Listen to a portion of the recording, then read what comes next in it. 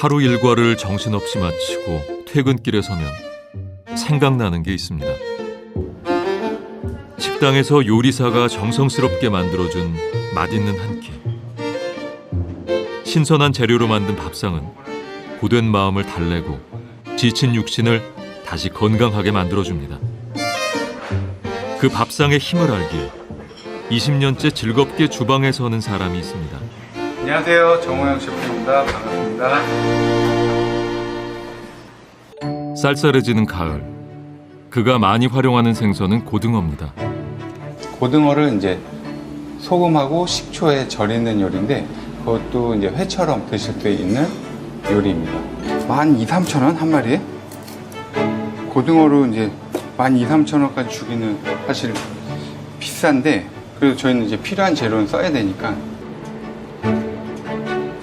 기름기를 잔뜩 머금은 가을 고등어는 셰프의 식탁에 빠질 수 없는 재료입니다. 하지만 고등어 구하기가 쉽지 않습니다. 최근 2년 새 수확량이 급격히 줄었기 때문입니다. 10년 동안 변함없던 고등어 가격도 2배로 껑충 뛰었습니다.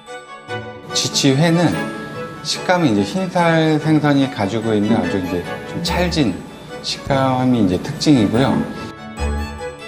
지금이 제철이라는 쥐치 역시 최근 가격이 많이 올랐습니다. 이 지치 자체를 정말 회로 먹어도 아까운데 지치로 만든 국내산 지포는 진짜 구경할 수가 없으니까.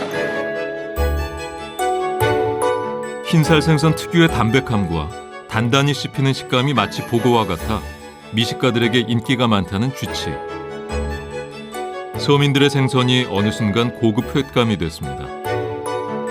예전에 이제 부산이나 이쪽에 이제 금태라는 생선이 많이 잡히기 때문에 이 생선을 처음에 이제 구이로 판매를 할 때 좀 연세 있으신 분들은 이거 싸구려 고기를 여기서 팔고 있다고 이런 말을 들을 정도였는데 지금은 사실 구하기도 힘들고.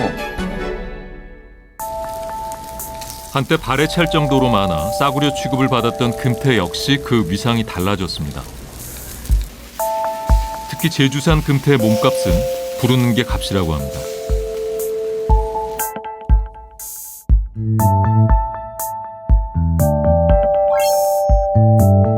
우리 바다에서 난 신선한 해물로 만든 요리들. 바다의 향 가득한 셰프의 한 상이 완성됐습니다.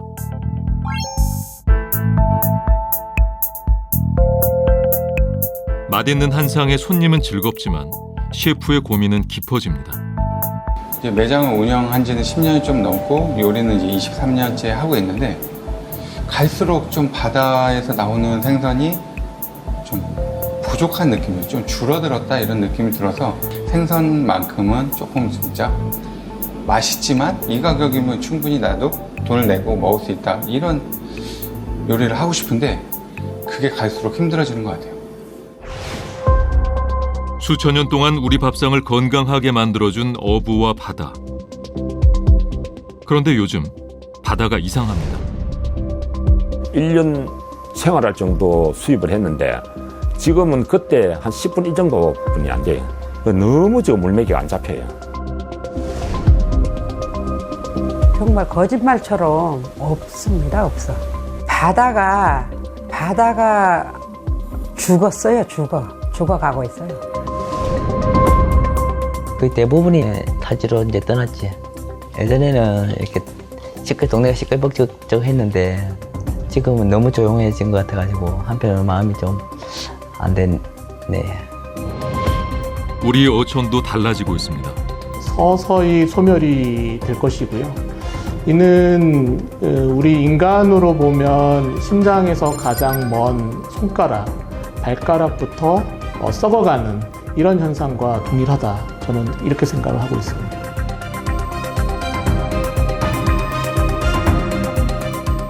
언제나 늘 그곳에 있던 바다. 도대체 지금 우리 바다에선 무슨 일들이 벌어지고 있는 걸까요?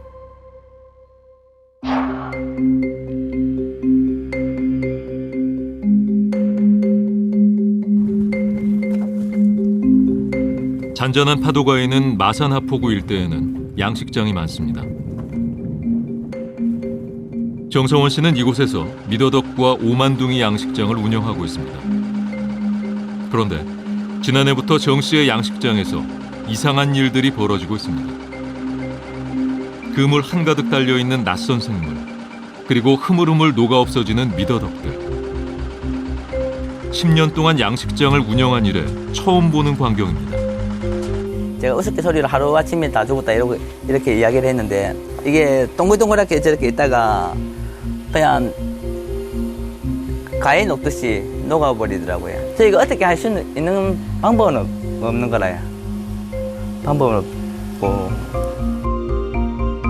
해결할 방법도 원인도 몰라 미더덕 양식은 포기하고 말았습니다. 우리는 3개월 뒤 오만둥이 채취 시기에 맞춰 양식장을 찾았습니다. 바닷속을 살펴줄 다이버도 함께했습니다. 이번에도 그물에 이상한 생물만 가득하다면 오만둥이 양식도 손해만 본 채 끝나게 됩니다. 바다로 나가는 정 씨의 얼굴에 수심이 가득합니다. 과연 오만둥이들은 무사할까?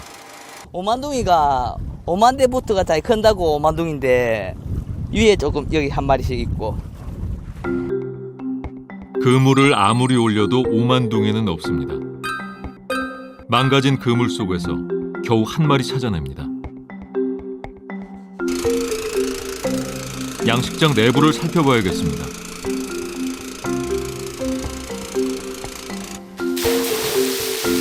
그런데 바닷속을 살피러 간 다이버가 금세 올라와 이야기를 전해줍니다. 이 바닥이 완전 썩었는데. 바닥이 썩었다는 충격적인 한마디. 도대체 그가 목격한 바닷속은 어떤 모습이었을까? 양식장 그물에 가득한 투명한 생명체, 바로 유령멍게입니다. 파도가 잔잔한 바다에서 잘 자라는 이 생물은 엄청난 번식력을 자랑하는 바다의 무법자입니다. 주로 양식장에 살면서 양식종이 살 자리를 차지하고 성장을 방해해 해양 생태계 교란 생물로 지정됐습니다.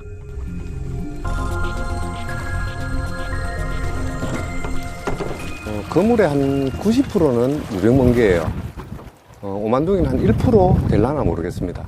작년에도 유령멍게가 좀 많이 있었는데 올해처럼 이렇게 많지는 않았습니다. 문제는 이런 이상 현상이 지난해에도 있었다는 겁니다. 예전에는 이렇게 좀 많이 왔어요. 제가 촬영해놓은 사진 찍어놓은 것들. 이게 이래 붙어 있었거든요. 이게 다 오만둥이에요. 오만둥이에요? 네. 잘 자라던 오만둥이들이 보름 만에 모두 폐사한 겁니다. 9월 14일 날 같은 연도 같은 의장이거든요. 8월 21년 8월 30일 이렇게 붙어 있었는데 9월 14일 날 약 10일 뒤에 20일 뒤에 이렇게 됐어요. 결국 2년째 수입이 없었다는 정성원 씨. 당장 생계도 문제지만 앞으로의 살 길이 막막하기만 합니다. 참담하죠 뭐. 생활비는 어떻게 감당하나. 저 같은 경우에는 지금 결혼한 지 1년도 안 됐어요. 그 아기도 있고 지금 상황이 이러니까는 그 올해는 포기했다 보시면 될 것 같아요.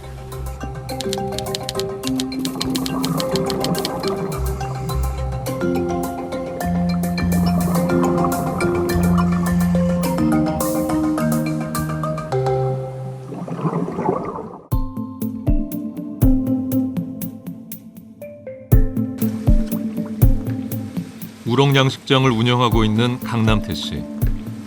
그 역시 몇 해 전부터 악몽 같은 여름을 보내고 있다고 합니다. 밤사이 죽어버리는 우럭들 때문입니다. 제일 처음에 왔을 때 가장 먼저 보는 게 다른 것도 안 쳐다봅니다. 내가 먹고 싶은 물도 안 마시고 고기부터 폐사가 어떻게 떠가 있는가 그거부터 먼저 보고 폐사가 몇 마리 발생을 했을 땐 그물을 들어봅니다. 가라앉아 있으니까 폐사체가.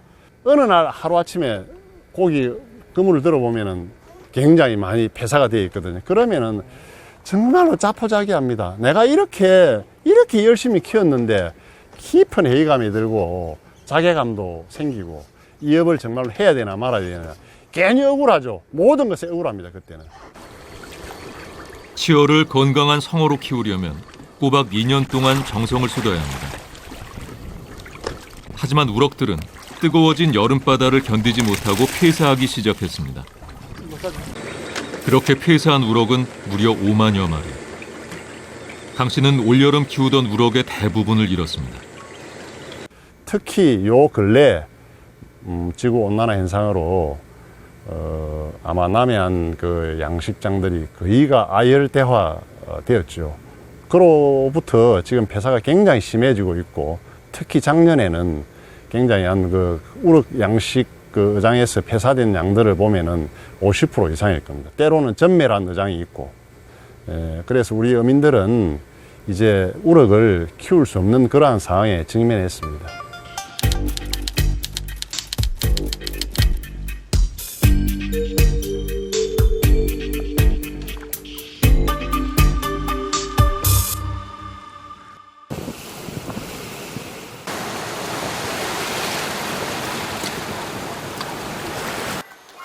불턱이라 불리는 제주의 해녀 탈의장. 이곳에서 약 80여 명의 해녀들이 활동하고 있습니다. 제주 토박이인 이재복 씨는 10대 애기 해녀가 됐습니다. 태왁을 안고 바다에 나간 지도 어느덧 40년. 이재복 씨는 해녀 중에서도 가장 기량이 뛰어난 상군이 됐습니다. 언제나 바다는 풍요로운 그런 것만 생각해왔지 이렇게 황폐해질 거라고는 생각도 못했습니다. 이재복 씨는 20년 전 제주 해녀들의 삶을 다루는 한 다큐멘터리에 출연한 적이 있습니다. 눈 하얀 볼 땐 즐겁고 못 벌면은 조금 안 좋고. 어떨 때 가장 바다에 나가기 싫으세요? 비바람 불 때는 쉬고도 싶고요. 해녀가 바다 깊은 곳까지 들어가 해산물을 채취하는 일을 물질이라 부릅니다.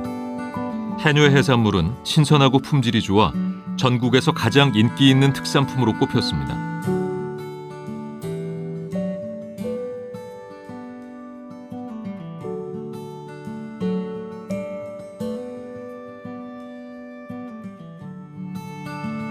고됐지만 일한 만큼 해산물을 안겨줬던 바다. 풍요로운 바다밭 덕분에 해녀들은 생계를 이끌어갈 수 있었습니다. 지난 10월 제주 뿔소라를 잡기 위해 해녀들이 물질에 나섰습니다. 뿔소라를 보호하기 위한 금채기 이후 첫 수확. 기대를 안고 해녀들이 바다로 들어갑니다. 하지만 아무리 둘러봐도 새하얀 바위뿐 뿔소라는 하나도 보이지 않습니다. 저 먼 바다까지 갔는데 이제 먼 바다 가도 아무것도 없어요. 정말 거짓말처럼 없습니다. 없어요. 드디어 물질이 끝났습니다. 해녀들이 지친 몸을 이끌고 하나둘 무트로 올라옵니다. 하루 종일 물속에 있었던 이재복 해녀도 잡은 소라를 꺼내봅니다. 보물찾기입니다. 몇 년 전에는 100kg 이상도 잡았거든요. 근데 오늘 보시다시피 오늘 그래도 많이 잡힌 거예요. 작년에 30, 40kg, 20, 30kg. 망사리에 담긴 해산물이 너무 무거워 남편을 비롯해 모든 가족들이 나와 돕던 때가 있었습니다. 그러나 요즘엔 혼자서도 충분히 들 만큼 수확이 적습니다. 거기에 해초가 있어야 되는데 해조류가 하나도 없는 그건지는 몰라도 벽화 현상도 있는 것 같고 어쨌든 먹이가 없으니까 거기로 안 갔지 않을까요? 없지 않을까. 오늘 바다에 들어가셨는데 감태나 이런 건 좀 어땠어요? 하나도 없어요. 바위가 좀 빨가면 살아있는 거고 하얗고 거무스름하면 바위가 죽는 거거든요. 죽으면 아예 이 소라든 해산물이 붙지를 않습니다. 바위가 죽었다는 것은 어떤 의미일까? 지금으로부터 9년 전 제주 바닷속 모습입니다. 미역과 감태, 톳 등 해초들이 무성해 바닥이 보이지 않을 정도입니다. 제가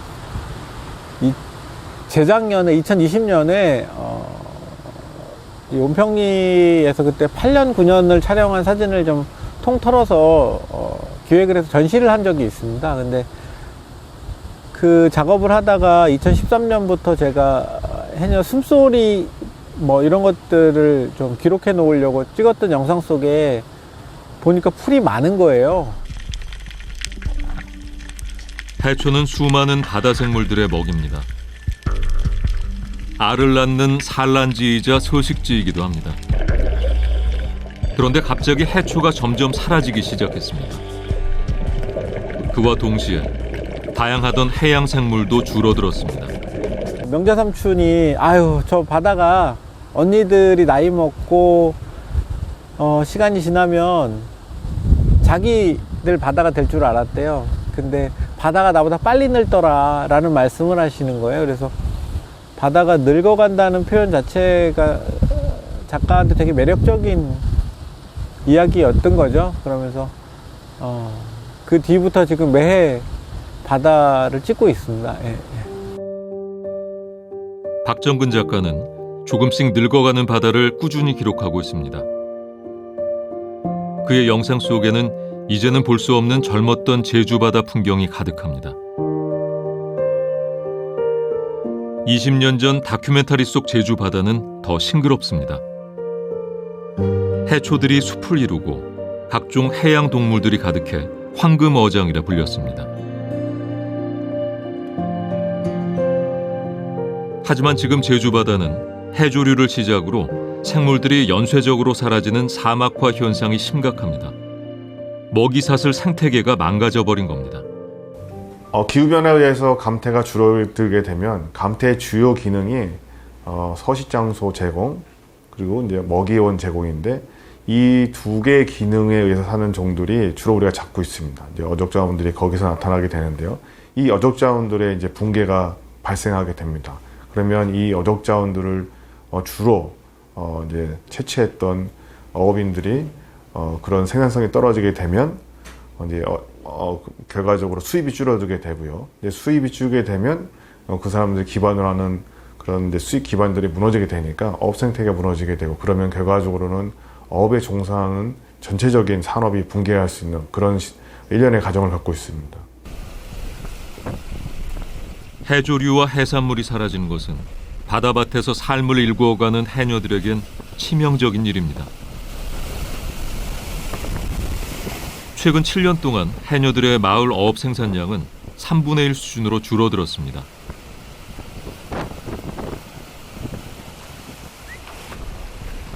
옛날처럼 바다는 풍요롭지 않고 해녀들은 바다와 함께 늙어가고 있습니다.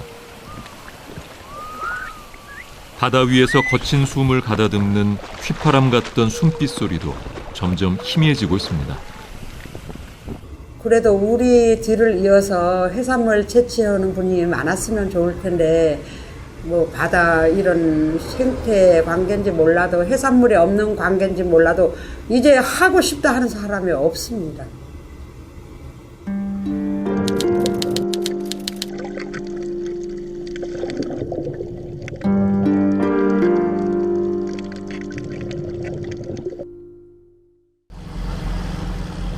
그렇다면 아주 깊은 바다는 어떨까? 사람들이 길을 따라 이동하듯 바다 물고기도 잘 다니는 길이 있습니다. 어부들은 그 길목에 그물을 놓았고 그 길은 곧 뱃길이 됐습니다. 뱃길을 따라 40년째 동해바다를 항해 중인 고석길 선장. 오늘 뭐 새치도 잡고 대구도 잡으러 다녀요. 원래 이맘때는 오징어 잡으러 다녀야 되는데 오징어가 안 잡히잖아요. 하루에 보통 한 기름을 4드럼에서 5드럼을 쓰거든요.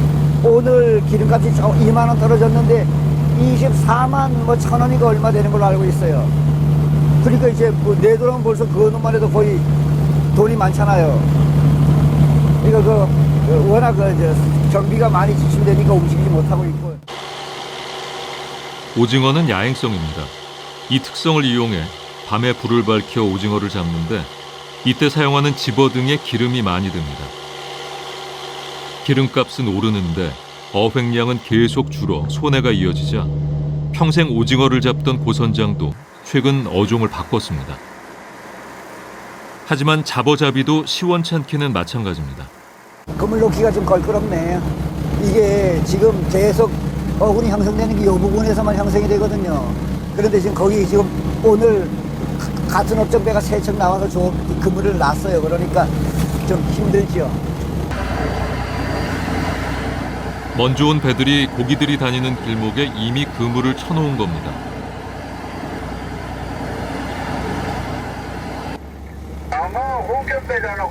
적은 양의 자보를 두고도 어민들은 매번 경쟁을 하고 있습니다. 놀 자리가 없어요. 지금 저 같이 끼일 입장이 못 되네. 남의 금을 피해 줄까 봐서. 결국 조금 늦게 도착한 고 선장은 좋은 자리를 모두 놓치고 말았습니다. 그래도 고심 끝에 자리를 골라 그물을 내립니다. 모르죠, 뭐요. 아무도 몰라요. 저 여왕님은 아시겠죠. 드넓은 바다가 마치 마르지 않는 샘처럼 느껴질 때가 있었습니다. 매번 그물을 따라 묵직하게 고기들이 올라왔습니다. 그 고기들이 돈이 되고 꿈이 되었기에 고된 줄 모르고 바닷일을 하던 지난날. 하지만 이제 바다는 달라졌습니다. 기다림을 끝내고 그물을 올려봅니다. 그런데 잡은 고기들을 헤아려 보니 얼마 되지 않습니다. 14시간 동안 일에 얻은 수익은 약 80여만 원. 배를 띄우고 어업을 하는 데 든 돈은 150만 원이 넘습니다. 결국 오늘은 손해를 보고 말았습니다. 이익을 보는 날도 있지만 적자인 날도 많아지고 있습니다. 이렇게 허탕을 친 날이면 옛 생각이 나기 마련입니다. 저 이제 육지 앞거리 한 30분, 40분, 1시간 거리에 또 다른 하나의 도시가 형성되고 그랬었어요. 이 집어등 이 불이 어마어마하게 밝지 않습니까?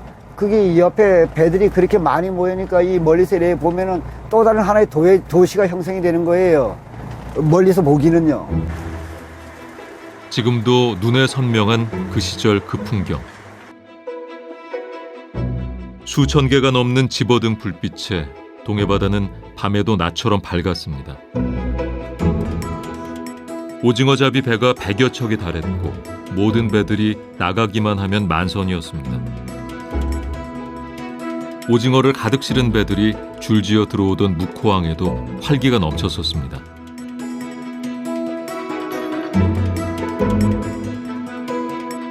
신이 난 어부들과 팔려는 상인들, 또 사려는 손님들로 늘 북새통을 이뤘습니다.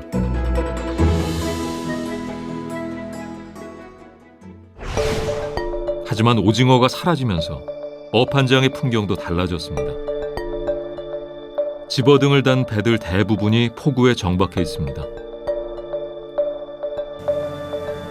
20년 새에 아주 귀한 몸이 된 오징어는 값비싼 금징어가 됐습니다. 오징어가 그래 안 나와. 그럼 30년 전이랑 지금이랑 오징어 비교하면 얼마나? 아이고 많이 비싸지. 10분의 1도 안 되지 뭐.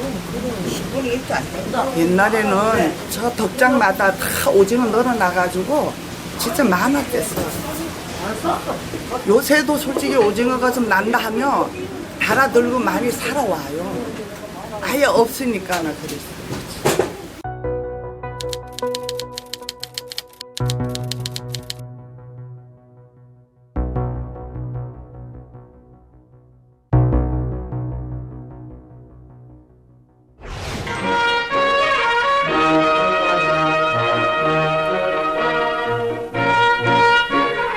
여기는 동해안의 풍요로운 어촌. 속초 거진을 중심으로 한 이 일대 어촌들은 지금 명태잡이철을 맞아 활력에 넘쳐 술렁이고 있습니다. 동력선을 이끌고 신바람 나는 어로 작업을 하기에 이르렀습니다. 지난 70년 한 해 동안에 이 지역에서 올린 어백권은 10만 281톤으로 50억 원이라는 어민 소득을 가져갔습니다.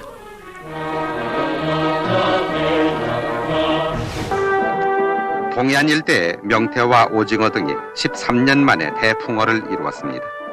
10톤짜리 명태잡이 배 한 척이 건져 올리는 명태가 하루 2톤씩이나 되고 돈으로 치면은 60만 원어치를 낚아 올립니다. 그래서 이 일대 어민들은 더없이 바쁩니다. 속초와 주문진, 동해, 거진 일대 각 항구는 모처럼 활기를 띠고 있으며 어민들은 지난 몇 해 동안 흉어로 수협에서 빌어 쓴 영어 자금을 모두 갚아버리고 60억 원 규모의 예금까지 하게 됐습니다. 80년대 동해를 대표하는 어류는 명실공히 명태였습니다. 그런데 어느 순간 동해에서 명태가 감쪽같이 사라졌습니다. 국립수산과학원에서는 살아있는 명태 보상금까지 내걸었습니다. 도대체 그 많던 명태는 어디로 간 걸까? 서울대 한 연구팀이 명태가 사라진 원인을 발표했습니다. 그동안 고수원, 남획 등 다양한 의견이 있었지만 원인이 밝혀진 것은 처음입니다. 이렇게 산란된 서식지에서 우리나라 동해안에 남쪽으로 이렇게 내려와야 하는데, 보시는 것처럼 80년대 후반에 남쪽으로 내려오는 양이 74% 정도가 줄어들게 됩니다. 우리 바다의 수온이 올라가자 동해안에서 산란하던 명태들이 더 차가운 바다를 찾아 모두 북쪽으로 올라갔다는 겁니다. 우리나라 같은 중위도의 경우에는 공간적으로 수온 변화가 큰 지역이기 때문에 기후 변화에 따라서 다른 지역보다도 저위도나 고위도 지역과 비교해서 급격한 수온 변화가 발생할 수 있는 지역입니다. 이에 따라서 우리나라 주변에 서식하고 있는 어종이 크게 달라질 수 있습니다. 연구대로라면 다른 생선들이 사라진 이유 역시 높아진 바다의 수온 때문이라는 추측이 가능해집니다. 문제는 매년 수산물 소비량은 증가하는데 자급률은 계속 줄고 있다는 겁니다. 138%에 달하던 우리 수산물 자급률은 2019년 반토막 나고 말았습니다. 수입 수산물이 많이 들어오고 거기서 경쟁력이 약한 국내 수산물 생산이 줄어들게 될 경우에 그 이후에는 우리가 전적으로 수입 수산물에 의존할 수밖에 없습니다. 그러면은 이제 어느 일정한 시간이 지나서 그 수입산 가격이 오르게 되면 우리는 생산이 이미 기반이 붕괴가 되어 있기 때문에 그게 대응을 할 수가 없죠. 만약에 수산업의 기반이 붕괴가 된다면 그것은 전적으로 어촌 소멸과도 직결된다라고 생각을 합니다. 그래서 어촌 소멸과 수산업은 아주 높은 상관관계를 가지고 있다라고 판단하고 있습니다. 전문가는 어획량이 줄어드는 것이 생선을 소비하는 우리 국민에게도 문제지만 어업으로 경제생활을 하는 어촌에 더 치명적이라고 경고합니다.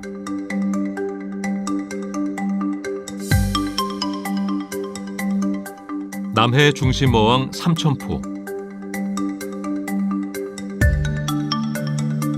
삼천포 하면 쥐포, 쥐포 하면 삼천포를 떠올리던 시절이 있었습니다.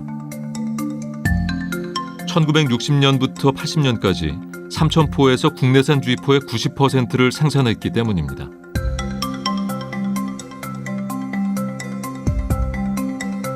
쥐치로 가득한 배가 항구로 들어오면 온 마을 사람들이 달려들어 쥐치를 다듬곤 했습니다. 삼천포에 들어서면 온통 쥐포 냄새가 진동하던 시절, 가공 공장은 100여 곳에 달했습니다. 덕분에 삼천포는 부자 도시로도 유명했습니다. 그런데 90년대 들어 쥐치 어획량이 급감했습니다. 결국 버티지 못하고 가공 공장이 하나둘 문을 닫더니 이제 남은 곳은 10여 개뿐입니다. 여기 지역의 흥망성쇠를 지켜본 공장이 있습니다. 정미양 씨는 아버지 뒤를 이어 가족과 함께 공장을 운영하고 있습니다. 포 뜨고 그다음 세척을 해서 씻어갖고 조밀해갖고 그 숙성실에다가 2일 놔두고 숙성 씻어가지고 내려가지고 건조실에 들어가면 그대로 말라가 납니다. 그래도 옛날 방식이 제일 나은 것이에요. 다른 거 뭐 해봐야 이거는 뭐 답이 없어요.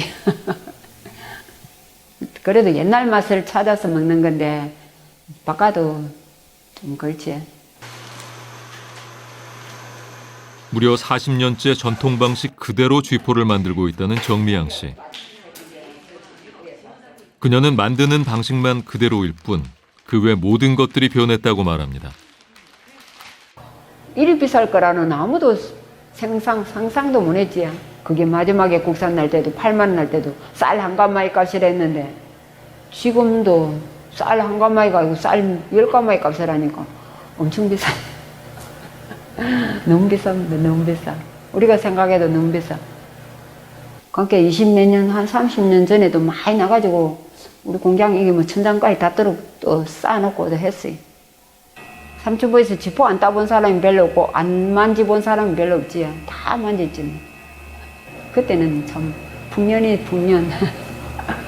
옛날에는. 오랜 시간 국민 간식이자 서민들의 술안주로 사랑받았던 쥐포. 쥐포 덕분에 사천시 전체가 먹고 살았다고 할 정도로 의존도가 높았습니다.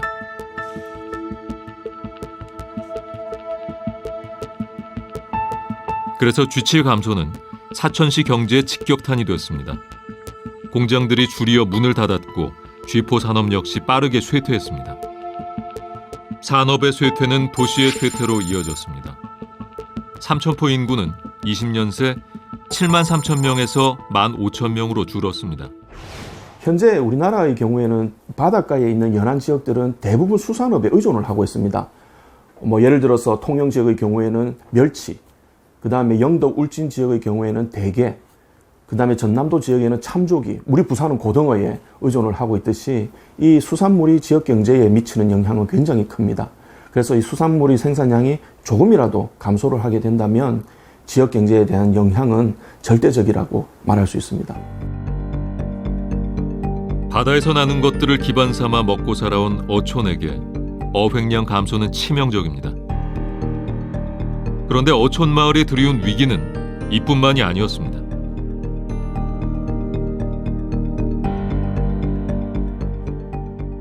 여기 지금 저희가 걷고 있는 데가 지금 원래 하천가였거든요. 내천년. 여기 복귀하기 전에는 저희 또래 애들이랑 막 여기서 물놀이도 하고 막 돌 갈아가지고 주스 놀이도 하고 그러던 곳인데 지금은 복귀가 돼가지고 도로가 되어버렸고 시끌벅적했지. 저희 때까지만 해도.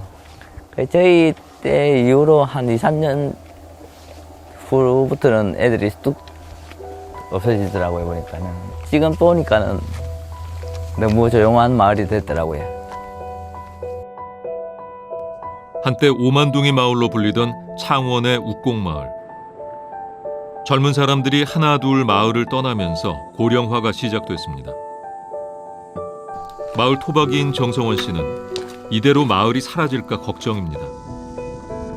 30여 년 전 정 씨가 자랄 때만 해도 아이들의 웃음소리로 가득했다던 마을. 하지만 마을에서 아이가 태어나지 않은 지 오래입니다. 어린 정 씨가 자랐던 옛날 집도 폐허가 됐습니다. 분명 오만둥이로 마을 전체가 풍요롭고 또 떠들썩했을 때가 있었는데 그 풍경은 이제 추억 속에만 존재합니다. 노년층도 되게 많아지고 중년층이 이제 없어진 것 같더라고요. 보니까는 중년층이 없으니까 당연히 이제 애들도 없어지고 그게 배가 아닌데도 지금 와서 보니까는 되게 소중한 모습인 것 같아요. 보니까. 2012년 15만 명에 달하던 어가 인구는 9만 명으로 줄었습니다. 그중 고령화 인구는 40.5%나 됩니다. 어촌 소멸이 코앞으로 다가왔습니다. 물메기로 유명한 통영의 아름다운 섬 추도. 2020년엔 경상남도로부터 살고 싶은 섬으로 선정되기도 했습니다. 그런 추도에서 지금 가장 귀한 것은 바로 물입니다.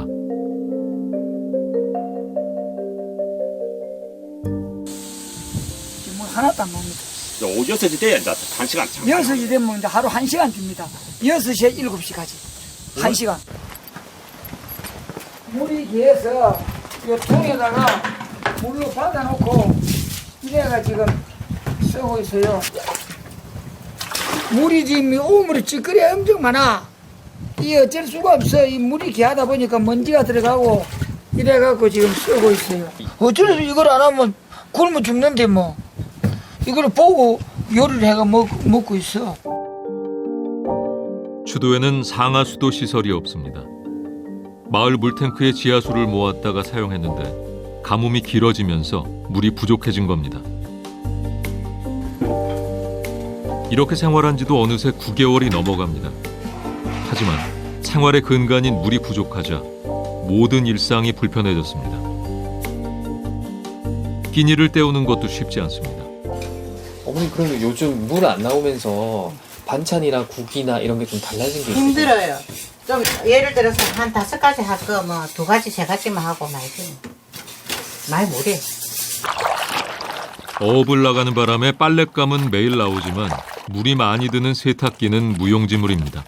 우리 같은 경우에는 매일 배를 바다를 다니니까 매일 해야 되는데 매일 하지를 못할 때도 있고 이틀에 한 번씩 할 때도 있고 여름에는 옷이 얇으니까 그나마 손빨래도 씻는데 겨울에는 내복 입어야지 파카 잠바 입어야지 이제 빨래가 또 굽어지면 이제 빨래도 어떻게 해야 될지 몰라. 수도 공급이 원활하지 않자 젊은 사람들부터 하나둘 마을을 떠나기 시작했습니다. 1000명대였던 마을 주민 수는 최근 140명으로 줄었습니다. 그러니까 물이 없으니까 나가버리고. 물이 안 나오니까 그냥 나가버리고. 그러면 74년 동안 여기 사시고 예. 원주민이었어요. 이번에 나가신 건 처음이시네요. 그렇지. 물이 안 나가 처음이지. 평생 살던 마을을 떠날 수밖에 없었던 사람들. 남아있는 주민들도 떠날 날만을 기다리며 하루하루를 버티고 있습니다. 아름다운 섬이 아니고 말하자면 폐허 되는 섬이라고 봐야 돼. 사람이 물이 없으면 아무것도 안 됩니다, 지금. 여기서 지금 나도 지금 살기가 싫어가지고 나도 지금 밖을 나가려고 하고 있어요. 그런데 상수도가 없어 불편을 겪는 건 추도 사람들만이 아닙니다.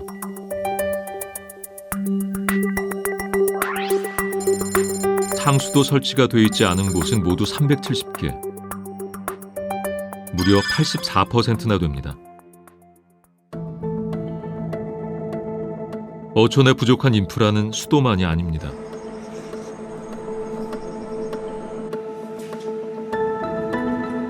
정미선 씨 부부는 2년 전 아이들과 함께 청년 친화도시로 지정된 남해군에 정착했습니다. 그런데 얼마 전 출산한 정 씨 부부에게 큰일이 있었다고 합니다. 다른 것보다 혹시나 아기가 잘못될까봐 얘가 이제 차 안에서 혹시나 출산하다 잘못될까봐 그게 좀 크게 걱정해요. 아무래도 차에서 태어나다 보니까. 지난 6월 30일 출산일을 한 달 앞둔 산모에게 통증이 발생했습니다. 남편 이 씨가 급한 마음에 119에 신고를 했고 정 씨는 신속하게 구급차를 타고 병원으로 이동했습니다. 경산부이기도 하고 진통 주기가 점점 짧아지고 하니까 이게 뭐 1시간 이내에도 충분히 분만을 할 가능성이 있다고 판단을 했기 때문에.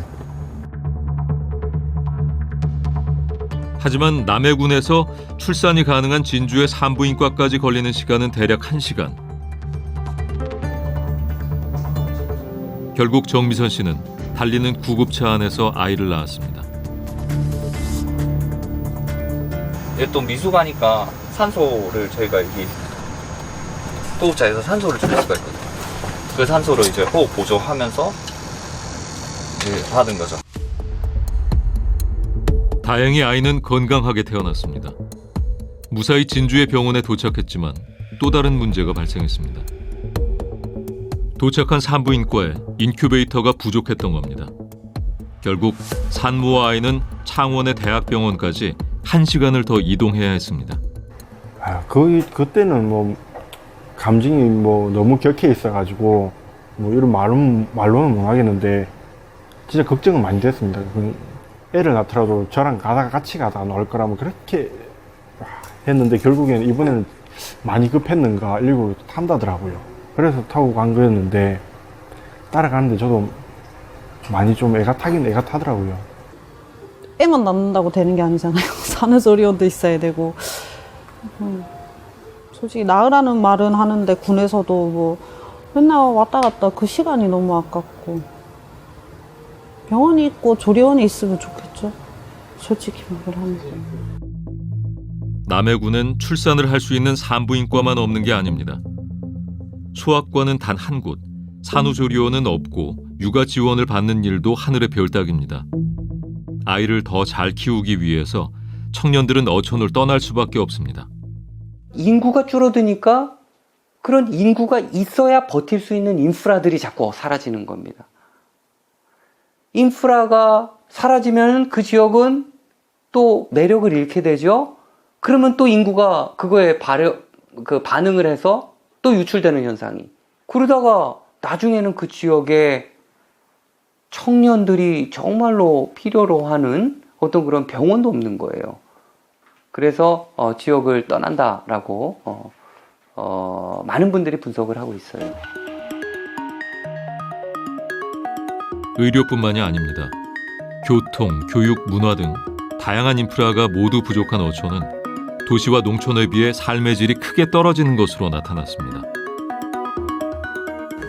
네, 이런 인구 소멸에 가장 취약한 지역들은 결국은 이제 중심 도시와 거리가 먼 이제 뭐 전남, 뭐 강원도 이런 지역의 바닷가 지역이나 이런 어촌 지역이 가장 빨리 그런 타격을 입지 않을까 싶고요. 어촌 지역에서는 그보다 좀 더 사회적 자원이 많은 지방 도시로 이주를 하고 또 그런 작은 도시에서는 뭐 대구나 뭐 지방 거점 광역시나 이런 곳으로 이주를 하고 또 그런 도시에서는 또 수도권으로 이주를 많이 하는데요. 이런 단계적인 이주의 과정이 지금 발견되고 있고요. 더 나은 환경을 찾아 인근 도시로 계속해서 이동하는 청년들. 결국 어촌엔 노인들만 남게 됩니다. 시간이 갈수록 도시는 더 거대해지고 어촌은 점점 더 작아집니다. 청년 이동이 가장 많은 지역은 전라남도입니다. 2018년 한 해에만 10,000명의 청년들이 신안, 진도 등 어촌을 떠나 광주시 등으로 이동했습니다. 보통 우리 지역 소멸지수 0.5 미만이 이제 소멸 위험성에 진입했다라고 평가를 하고 있는데요. 2020년 우리 어촌의 현실을 들여다보면 약 325개의 어촌 지역이 소멸 위험성에 있다라고 추정되었습니다. 지역 소멸 지수는 수치가 낮을수록 소멸 위험이 높다는 것을 뜻합니다. 이에 따르면 농촌보다도 섬과 어촌이 더 빨리 소멸될 가능성이 높습니다. 전문가들은 2045년 어촌의 97%가 소멸 위험에 처할 것이라고 보고 있습니다. 만약 어촌 소멸이 현실화된다면 위기는 도미노처럼 지역 소멸로 번져갈 것이라고 경고합니다. 그죠? 이 농수산물들이 얼마나 도시민한테 중요합니까? 그리고 점점 이렇게 무역 분쟁이 일어나는 과정에서 얼마나 중요해지고 있습니까? 저희는 같이 사는 방법을 지속적으로 모색해야 된다라는 것. 그래서 단절화된 공간을 염두에 두고 정책이 나가지 않았으면 좋겠다. 이렇게 서서히 국토의 끝단부터 말라간다는 이야기는 결국 대한민국 발전의 성장의 발목을 잡을 수 있다. 그렇기 때문에 이 섬과 어촌의 소멸을 우리 국민들이, 국가가 간과해서는 안 된다. 저는 이렇게 생각을 합니다. 통영시에서 최서남단에 위치한 섬 갈도. 10년 전만 해도 이곳에 14가구, 총 33명의 주민들이 살던 작은 어촌이 있었습니다. 하지만 지금은 단 한 명만이 살고 있는 사실상 무인도입니다. 박봉식 씨는 갈도 어촌에서 나고 자란 토박입니다. 어촌이 사라지면서 통영과 갈도를 오고 가며 살고 있지만 그에게 갈도는 애틋한 고향입니다. 제일 불편한 게 지금 이제 여기서는 살려고 하면 이제 순창군부터 제일 불편해. 배를 집어는 못 하니까. 텅 빈 섬에서 박 씨는 잃어버린 고향을 추억합니다. 어떻게든 마을을 되살려 보고자 자주 어촌에 들러 생활하지만 쉬운 일은 아닙니다. 섬에 그 주민들 뭐 한 20명 중에서 15명이 배를 가 있다고 하면 그래 어린이는 괜찮은 거지. 뭐. 우리 없이 살진 않았어. 묵고 사는 데는 지장 없었고 다른 데보다도 이 어촌이 자원이 풍부하다 아닙니까? 갈도는 육지에서 먼 섬으로 각종 해산물이 풍부했습니다. 평지가 많아 농사를 짓기에도 좋았습니다. 덕분에 마을 주민들은 단란하고 또 풍족하게 지낼 수 있었습니다. 하지만 10년 만에 어촌은 지도에서 완전히 지워지고 말았습니다. 안타깝지요. 어쨌든 살려보려고 노력을 하는데 그게 마음대로 쉽게 안 되네요. 갈도에는 어촌계 원대로 사람도 살가라는데 무슨 어촌계 설립된단 말이야. 이런 식으로 말을 버티면 나버리니까 이 설립이 하기가 좀 너무 힘들어지는 거예요. 그런데 보시다시피 뭐 지금 어디 가도 배가 많다 아닙니까? 배가 많고 이러다 보니까 사람들이 인정을 안 해주는 거라. 그럼 설립을 하고 싶어도 지금 어려운 게 많습니다. 귓가에 넘치는 바다 지금 이 순간에도 우리의 고향이, 우리의 어촌이 사라지고 있습니다. 항해하는 법을 알아 뱃모래 큰 차를 풀면 옆 사람이 안 보이세요. 그러면 뭐 시간이 많은 사람은 새벽에 일찍 나와서도 하고 근데 그건 자기 몫이니까 키로수 따라가 돈을 주니까 그러면 아들도 학교 갔다 와서도 또 따주고 껍데기도 벗기고 그랬죠. 그래서 삼성보이스는 50대 넘는 사람 치고 그 밑으로 싹 다 대학을 다 나왔어요. 안 나온 사람이 없어요. 영 가기 싫어갖고 안 간 사람이나 안 갔을까. 그 정도로 돈도 흔했고 그때는 참 괜찮았지. 아침에 보면은 새벽 바다에 갔다가 이제 생산해가지고 이제 수산집에 넘겨주는 풍경이 있어요. 그게 이제 하루 이제 새벽에 일찍 나가지고 고생해서 이렇게 넘겨주는 게 보람차고 그런 게 이제 또 서로 이제 동네 사람들끼리 마주쳐가지고 이야기도 하고 그런 경우가 있는데 그런 모습이 좀 활기차고 아까 이야기하듯이 활기차고 조금 이제 어촌 같은 그런 활력소 넘치는 모습인데 그 모습이 제일 그립고 같아요, 그러니까.